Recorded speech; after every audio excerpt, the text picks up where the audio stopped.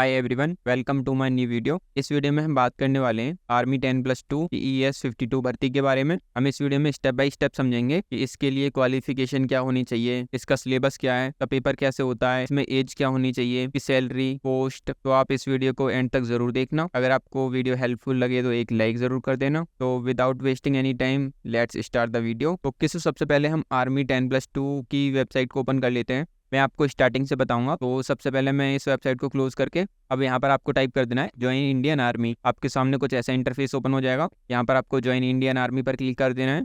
आपके सामने कुछ ऐसा इंटरफेस आ जाएगा। यहाँ पर आपको कैप्चा फिल कर देना है। आपको एंटर वेबसाइट पर क्लिक कर देना है। आपके सामने कुछ ऐसा इंटरफेस ओपन हो जाएगा। मैं इस वेबसाइट का लिंक आपको वीडियो के डिस्क्रिप्शन में भी दे दूंगा। आप वहाँ पर क्लिक करके इस वाली वेबसाइट पर आ सकते हैं।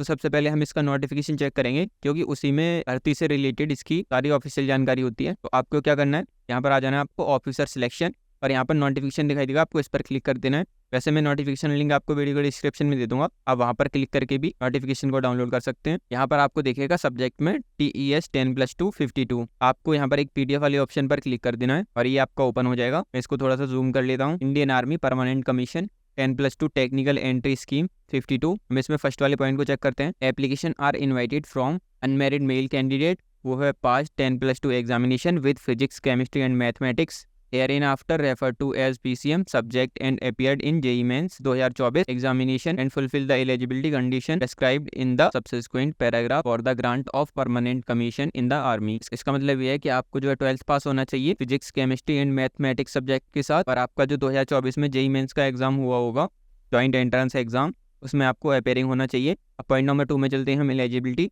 यहाँ पर दिया हुआ है ए सिटीजन ऑफ इंडिया, आपको भारत का निवासी होना चाहिए। अब हम देखते हैं पॉइंट नंबर B में आपकी एज लिमिट के बारे में यहाँ पर बताया गया है। एक candidate must not be below 16/1/2 years and above 19/1/2 years on the first day of month in which course is due commence. The candidate should not be born before 2 July 2005 and not after 1 July 2008 both days inclusive. इसकी जो as है वो आपकी 2 July 2005 से लेकर 1 July 2008 के बीच की होनी चाहिए। या तो ये दोनों डेट हो आपकी या फिर इसकी बीच की डेट होनी चाहिए, तभी आप इसके लिए एलिजिबल है। और इसमें नोट 1 चेक कर लेते हैं। आप इसको समझ लीजिए। Candidate should note the that only the date of birth as recorded in the matriculation secondary school examination or an equivalent certificate will acceptable, no other document related to age will be accept। यानी कि आपकी जो 10th की marksheet है और 12th की marksheet है उसी के बेस पर आपकी एज को कैलकुलेट करा जाएगा, और वही दोनों डॉक्यूमेंट आपके एक्सेप्टेबल होंगे। यानी कि आपकी मार्कशीट, अदर कोई डॉक्यूमेंट आपका एक्सेप्टेबल नहीं होगा। अब नोट 2 चेक कर लेते हैं। Candidate should not one a date of birth has been claimed them subsequently on any ground whatsoever. यानी कि अगर आपने जो एक बार डॉक्यूमेंट सबमिट कर दिया डेट ऑफ बर्थ से रिलेटेड, देन आपका उसमें कोई चेंज नहीं हो सकता। अब हम चलते हैं नेक्स्ट पॉइंट की तरफ। में दिया आपका एजुकेशन क्वालिफिकेशन में पॉइंट नंबर 1 में दिया हुआ है only those candidate who has appeared 10+2 examination or its equivalent with a minimum aggregate of 60% mark in physics chemistry and mathematics from recognised education board are eligible to apply for this entry. Eligibility condition for calculating PCM percentage of various state central boards will be based on mark tend in class 12th only. Physics chemistry math में आपके 60% marks होने चाहिए। एक recognised board से आपको पास होना चाहिए, like CBSE board, UP board, ऐसे आपके स्टेट बोर्ड होते हैं, आपको उससे पास होना चाहिए। और इसमें पॉइंट नंबर 2 दिया हुआ है candidate must have appeared in JEE Mains 2024। यानी कि आपको 2024 वाला जो JEE Mains का एग्जाम होता है NTA वाला जॉइंट एंट्रेंस एग्जाम, आप उसमें अपीयर्ड होने चाहिए। अब चलते हैं पॉइंट नंबर D पर। इसमें दिया हुआ है medical examination and physical standard. आपको अगर ये वाली डिटेल्स को चेक करना है, आपको विजिट करना होगा joinindianarmy.nic.in for medical standard and procedure of medical examination for officers entry into army as applicable. और आप चलते हैं हम पॉइंट नंबर 3 की तरफ। इसमें आपका वैकेंसी से रिलेटेड आपको बताया है। इसमें आपकी 90 वैकेंसी है, यानी कि आपकी 90 वैकेंसी। और इसमें बताया गया है the vacancies are provisional and can be change depending on the training capacity at the cadet training wing or this course. The vacancies are subject to increase decrease keeping the organisational requirement at the point of time. मतलब इसमें ये बताया गया आपका total number of vacancy इसमें 90 है। आपकी इसमें भर्तियों को बढ़ाया घटाया भी जा सकता है ऑर्गेनाइजेशन द्वारा। और 4 वाला जो पॉइंट है, आपको 4 वाले पॉइंट में बताया गया है type of commission on successful completion of 4 years of the course credit will be guarantee permanent commission in the army in the rank of lieutenant। इसका मतलब ये है आपके 4 साल कंप्लीट होने के बाद आपको परमानेंट लेफ्टिनेंट का पद दिया जाएगा। इसमें पॉइंट नंबर 5 में बताया गया ट्रेनिंग से रिलेटेड। आपकी जो ट्रेनिंग होगी वो टोटल 4 साल की ट्रेनिंग होगी, 2 फेज में होगी। फेज 1 में आपकी ट्रेनिंग होगी इंटीग्रेटेड बेसिक मिलिट्री ट्रेनिंग,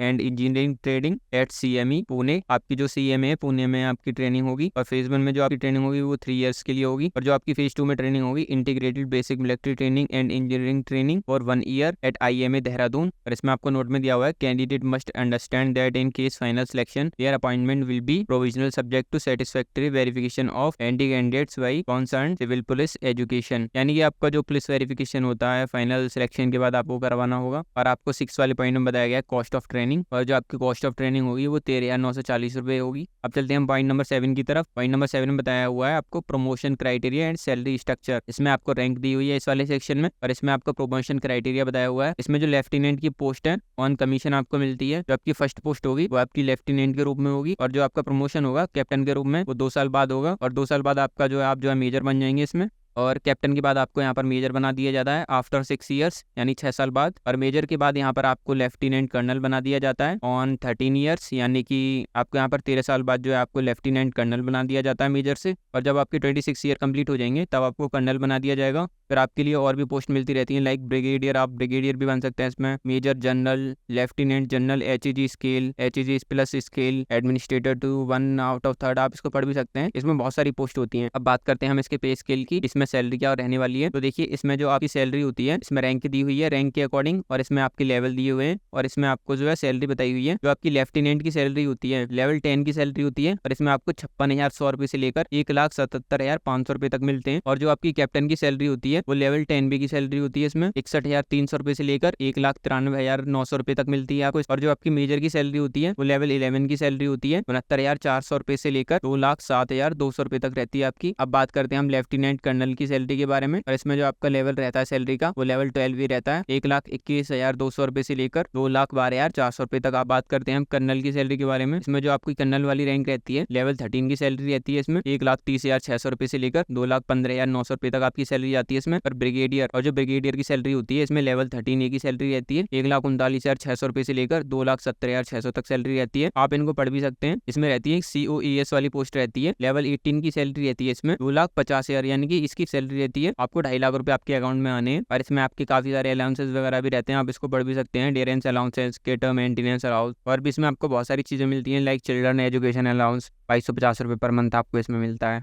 इसमें आपका एक ऑप्शन दिया हुआ है all candidates are required to fill their application number for JEE mains 2024 for BE BTech courses only. तो इसमें दिया हुआ है आपको पॉइंट नंबर E जो है short listed candidate will be detailed to undergo SSB interview tentatively to be scheduled from August and September.